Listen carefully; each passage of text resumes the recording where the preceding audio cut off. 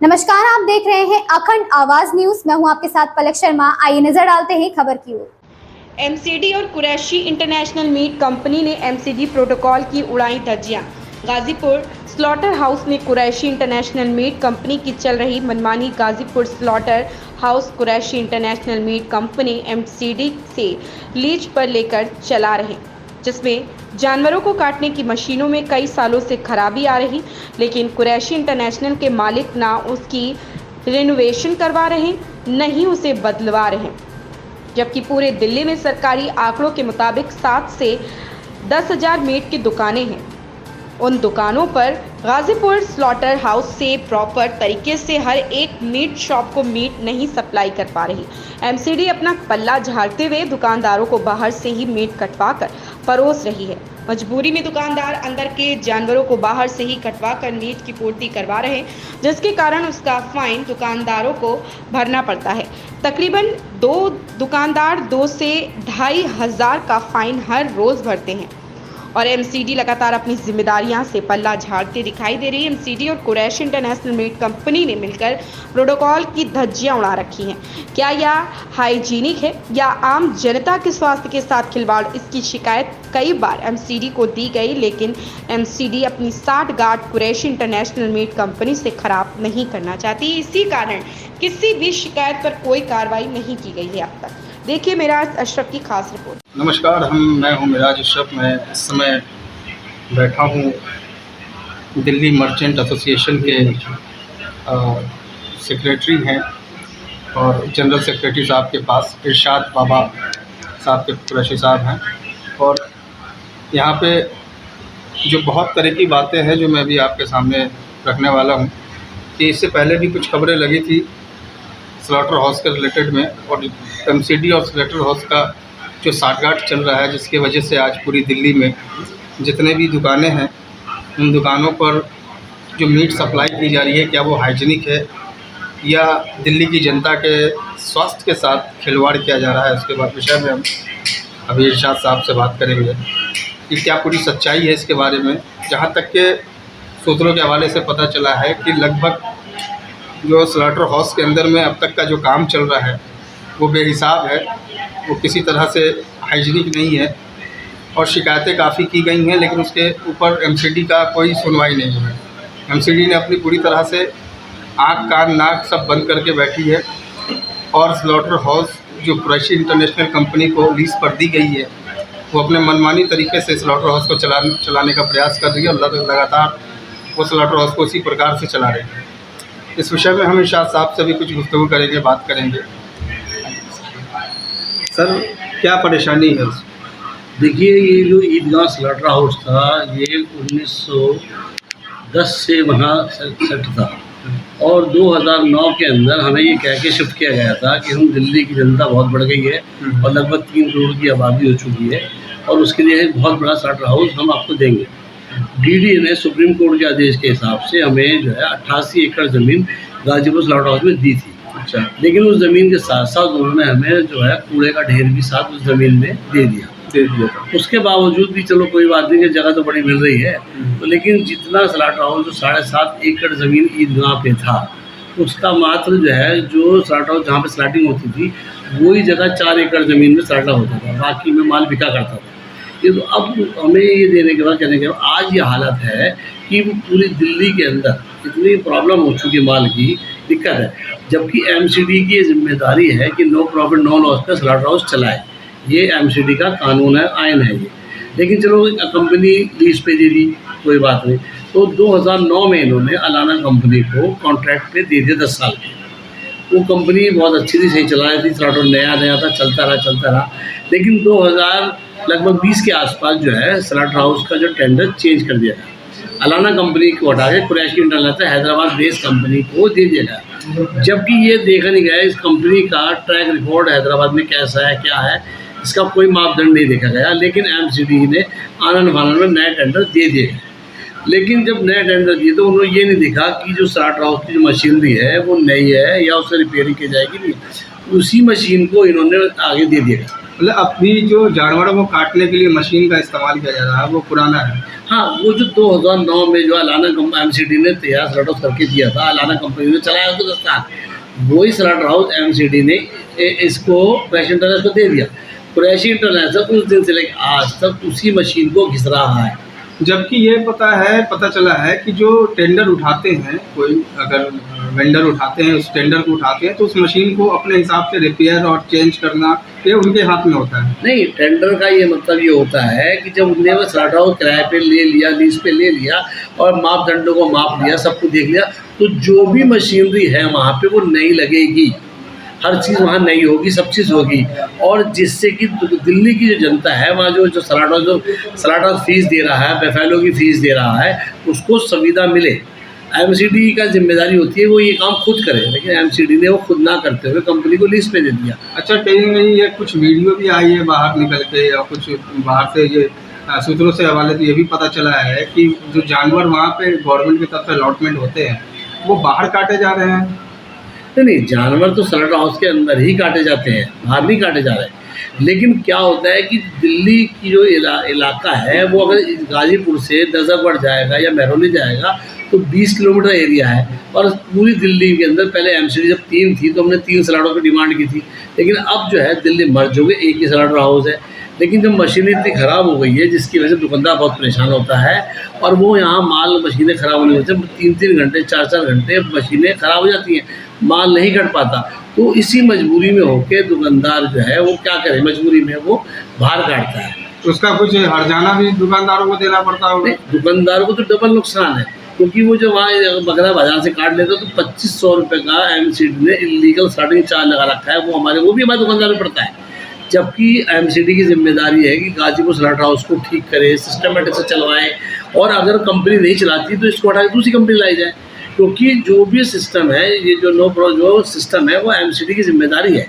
और एमसीडी के जो स्टाफ है, जो वहाँ पे डायरेक्टर है, डिप्टी डायरेक्टर है, ये उनकी जिम्मेदारी है कि अगर कंपनी सही तरह काम नहीं करे, मतलब मॉनिटरिंग करना उनकी जिम्मेदारी है।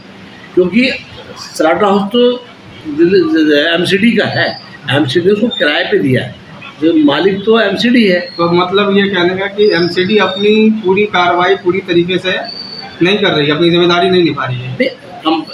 आपने स्लॉट हाउस किराए पे दे दिया, इसका ये मतलब नहीं है कि आप अपनी जिम्मेदारी से हट जाएंगे। आपकी जिम्मेदारी है कि जो दिल्ली की जो जनता है उनको हाइजीनिक मीट देना एमसीडी की जिम्मेदारी है कि वहाँ पे सही तरीके से लोगों को पहुँचना। और आपको ये मालूम होना चाहिए, दिल्ली के अंदर जो है ना 5 स्टार होटल्स हैं, एम्बेसीज हैं, और दुनिया भर, मतलब ये दिल्ली राजधानी है।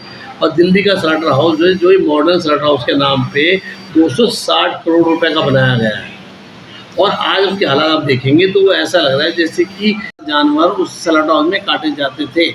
अब इस 260 करोड़ रुपए लगाने के बाद भी यहाँ पे 15,000 जानवर तीनों शिफ्टों में नहीं काटे जा सकते, क्योंकि उसकी वजह है कि मशीनरी ख़राब है, और जो मालिक है कंपनी कुरैशी इंटरनेशनल है वो उस बात पे ध्यान ही नहीं दे रही, क्योंकि उसके अंदर एमसीडी और जो कंपनी वालों की क्या अंदर म्यूचुअल अंडरस्टैंडिंग है कि हमें नहीं मालूम। लेकिन इसका जो नुकसान है सिर्फ हमारे दुकानदारों को झेलना पड़ रहा है, क्योंकि वो दिल्ली के अंदर ऐसी मीट की दुकानें बना रहे हैं कि बहुत साफ़ सुथरी, लेकिन ये स्लॉट हाउस नहीं चल पा रहा तो मजबूरी में क्या है। और उसकी वजह से कि हमारा दुकानदार को एमसीडी जुर्माना भी देना पड़ रहा है, परेशानी भी होनी पड़ रही है, लेकिन कंपनी कोई सुनवाई नहीं कर रही। कम से कम पूरा बंच आप देख सकते हैं, पूरा बंच मेरे पास रखा हुआ है, ये सारी कंप्लेंट है। इसमें चीफ सेक्रेटरी, कमिश्नर साहब, एलजी साहब और डिप्टी मेयर, मतलब यहाँ तक कि हमने विपक्ष के नेता को भी ये कंप्लेंट दे दी गई है कि भाई आप इसमें हमारी कुछ मदद करें, लेकिन कोई भी देख के राज़ी नहीं है। पहले बीजेपी सरकार में 3 साल बीजेपी रही तो उस वक्त अलाना कंपनी कितने कंप्लेंट लगाए आपने? अब अनगिनत कंप्लेंट हमारे पास फाइलें भरी पड़ी हैं, कम से कम मैं आपको दिखा दें तो कई कंप्लेंट लगी है, पूरे बंच में ये रखा, आप देख सकते हैं पूरा बंच मेरा, सारी कंप्लेंटें हैं, पूरी बंच लगा हुआ। और आपको ये बता दें, इस चीज़ की नॉलेज जो है कमिश्नर साहब को भी मालूम है, जो डायरेक्टर उन्हें भी मालूम है, लेकिन कोई सुनवाई नहीं हो रही।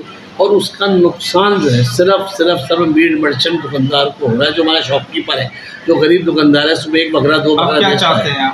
हमारा ये मानना है कि अगर एमसीडी कमिश्नर साहब इस पर फ़ौरन एक्शन लें और इसमें जो भी मशीनरी है वो नई लगवाएं इसमें, और जिससे कि हमारे दुकानदारों को फ़ायदा हो। और नुकसान ना हो। और नहीं अगर ऐसा कर सकते तो कंपनी का टेंडर कैंसिल करके दूसरी कंपनी को अलॉट किया जाए। इस जो मशीनों की ख़राबी आप बता रहे हैं या जो मशीनों में गड़बड़ी बता रहे हैं, पुरानी मशीन है, तो कहीं ना कहीं इससे तो आम जनता जो उस मीट को खाते हैं उससे वो उनके स्वास्थ्य पे भी ये प्रभाव पड़ रहा है। नहीं, उसमें स्वास्थ्य में तो फ़र्क नहीं पड़ सकता। उसकी वजह ये है क्योंकि काम लेट हो रहा है। अगर जब स्लॉटर हाउस में जो मॉडर्न स्लॉटर हाउस बनाया गया है, जब उसमें वो सुविधाएं नहीं मिलेगी और दुकानदार मजबूरी होकर अगर बाहर काटता है तो उसकी जिम्मेदारी भी तो एमसीडी और कंपनी की है। हमारा दुकानदार तो मजबूर है क्योंकि वो पुलिस को भी पैसा देने मजबूर आता है, एमसीडी वाले भी चालान कर देते हैं, 2,500 रुपये कह जाता है, तो वो बेचारा इससे मीट का कारोबार जो है वो दिन पर दिन कम होता जाता है। और मैं आपकी जानकारी के लिए बता दूं, जो मीट का कारोबार है, जो पशुपालन जो है, ये दिल्ली के अंदर पूरे हिंदुस्तान से, राजस्थान, पंजाब, इन सब जगहों से आता है। और इसको 80% जो काम करने वाले हैं वो नॉन मुस्लिम है, किसान जो है, और वो सारा उनका यही काम पशुपालन काम है। अब इस तरीके से प्रॉब्लम हो जाएगी तो दिन पर दिन जो है हमारा जो है कारोबार बैठा जा रहा है। सिर्फ उसकी वजह जो है एमसीडी की लापरवाही और कंपनी का मिसमैनेजमेंट है। तो अभी जैसे कुछ अंदर से ये भी बात पता चली है, जो अंदर जानवर जो काटे जाते हैं वो जानवर जो हैं उनकी फिटनेस एमसीडी की तरफ से डॉक्टर चेक करते हैं पहले। हाँ। उन्हें देखते हैं, जांच करते हैं, उसके बाद वो एमसीडी के डॉक्टर से पास करते हैं, उसके बाद जाकर के वो जानवर को ज़बह करते हैं। जी। लेकिन वहाँ पे वो डॉक्टर जो है ड्यूटी पे भी नहीं रहते हैं। कभी ऐसा होता कि फुल्स पर्ची बन जाती है बिना डॉक्टर के ही और वहाँ जानवर काटे जाते हैं। नहीं, पहले यहाँ थोड़ा कन्फ्यूजन है। पहले पर्ची कटती है, फिर डॉक्टर चेक करते हैं, फिर अंदर जाते हैं। मतलब ये प्रोसीजर तो ठीक है, पर्ची भी कटती है, डॉक्टर भी देखते हैं, लेकिन जो अंदर मशीन है, जो स्लॉटर होने के बाद का जो प्रोसीजर है, वो कंपनी की लापरवाही है। यानी जो कुरैशी इंटरनेशनल कंपनी है वो अपने कार्यकाल में सही से इस पूरे फैक्ट्री को चला नहीं पा रही है। चला पा रही क्योंकि ये आपकी जानकारी बता दूँ, ये कंपनी पहले भी हैदराबाद में इसका टेंडर कैंसिल हो चुका है। इसका टेंडर यहाँ है, इसका पूरा ट्रैक रिकॉर्ड चेक नहीं करा गया। ये कंपनी इसके काबिल थी, दिल्ली का सड़क चलाने लायक थी या नहीं थी, इसका एमसीडी ने ट्रैक रिकॉर्ड चेक नहीं किया। हमारा ये मानना है कि अगर एमसीडी को कंपनी सड़क चलाने वाली कमियाँ नहीं है, आप इस कंपनी का टेंडर कैंसिल करके दूसरा टेंडर लिया जाए। अगर कोई कंपनी नहीं मिलती तो पहले भी पिछले 50-60 साल से स्लॉटर हाउस एमसीडी का डॉक्टर और जो वेटनरी डिपार्टमेंट ही चला रहा था। तो मैं गुजारिश ये करता हूँ कि वेटनरी डिपार्टमेंट इसको खुद चलाए, ना कि कंपनी किराए पे दे, क्योंकि जो भी आएगा वो उसमें मशीनें ठीक नहीं करेगा, जिससे तो हमारा मेन नुकसान हमारे दुकानदारों को और जनता को होगा। क्योंकि जब देर से मीट मिलेगा, अच्छा मीट नहीं मिलेगा, तो इसमें रेवेन्यू का भी नुकसान है। जिस हिसाब से आप कुरैशी इंटरनेशनल कंपनी की विफलताओं को गिना रहे हैं, तो कहीं ना कहीं लगता है कि उसमें सरकार को भी भारी नुकसान का सामना करना पड़ रहा है। आप ये देखिए ना, अगर स्लॉटर हाउस के अंदर लोग माल नहीं काटेंगे और उसका नुकसान रेवेन्यू नहीं नुकसान, तो एमसीडी को होगा ही होगा। क्योंकि जो स्टार्टिंग चार्ज एमसीडी या चार्ज करती है उसके तो आधे पैसे लोग बाहर काट लेते हैं। लेकिन हमारा दिल्ली मीट एसोसिएशन का ये कहना है कि हम नहीं चाहते कि हमारा एक भी दुकानदार की एक भी बकरा जो है बगैर स्लॉटर हाउस के काटे। हम नहीं चाहते, क्योंकि हमारा जो भी दुकानदार है वो लाइसेंस शुदा दुकानदार है, वो स्लॉटर हाउस से माल काट के बेचना ही चाहता है। लेकिन जब स्लॉटर हाउस के अंदर ये इतनी अनुमतियाँ हैं, जितना मिसमैनेजमेंट है, तो वो दुकानदार क्या करे? अपनी रोज़ी रोटी के लिए आदमी कुछ तो करे, वो मजबूर है। मजबूरी में जो भी काम कर रहा है वो मजबूरी में कर रहा है। हमारा कमिश्नर साहब से, एलजी साहब से और डिप्टी मेयर साहब से ये निवेदन है कि आप इसमें तथ्य को ध्यान दें और इस कंपनी को फ़ौरन यहाँ से जो इसका टेंडर कैंसिल करें, और नहीं टेंडर कैंसिल नहीं करते तो फ़ौरन यहाँ पे नई मशीनों का इंतजाम किया जाए, जिससे कि हमारे लोगों को सुविधा भी हो और लोगों को अच्छा स्वस्थ मीट मिल सके। धन्यवाद। तो आप देख रहे थे इसमें इरशाद साहब से हमारी वार्तालाप चल रही थी, और इस विषय में जो गाज़ीपुर स्लॉटर हाउस में जो विफलता स्वरूप कुरैशी इंटरनेशनल की दिखाई दे रही है, जो उन्होंने बताया है, इस प्रकार से अगर आप देख लीजिए तो सरकार के रेवेन्यू में ज़बरदस्त घोटाला भी हो रहा है कहीं ना कहीं, और सरकार को इसका नुकसान भी उठाना पड़ रहा है। कुरैशी इंटरनेशनल कंपनी कहीं ना कहीं अपने कार्यकाल में बिल्कुल जो है फ्लॉप दिखाई दे रही है, क्योंकि उसे सबसे पहले मशीनों को फिटनेस और फैक्ट्री की जो देख रेख है उस पर ध्यान देना चाहिए। क्योंकि जो दिल्ली के अंदर में जहाँ तक बताया जा रहा है कि 7,000 से 10,000 के लगभग सरकारी आंकड़ों के मुताबिक ये दुकानें हैं मीट की जिसमें बकरा और भी अदर जानवरों के मिक्स हैं, तो इसमें पूरी तरह से मीट सप्लाई नहीं हो पा रहा है और दुकानदार जो है वो परेशान है। कई बार तो पेनल्टी भी, हर्जाना भी भुगतते हैं। वो सारे चीज़ आपने इरशाद साहब के कुछ ज़बानी सुनी आपने। तो इस पे सरकार को और एमसीडी को तुरंत कार्रवाई करनी चाहिए और जहाँ तक हो सके ये अखंड आवाज़ की तरफ से ये अपील है कि ऐसे जो यहाँ पे ठेकेदार हैं, जो वेंडर हैं, इनको तत्काल बेस पर हटा देना चाहिए, क्योंकि ये कहीं ना कहीं आप देख लीजिए सरकार के रेवेन्यू में ज़बरदस्त नुकसान हो रहा है और आम जनता भी इससे परेशान हो रही है। इसी के साथ मैं अपनी बात खत्म करता हूँ। मैं राजेश्वर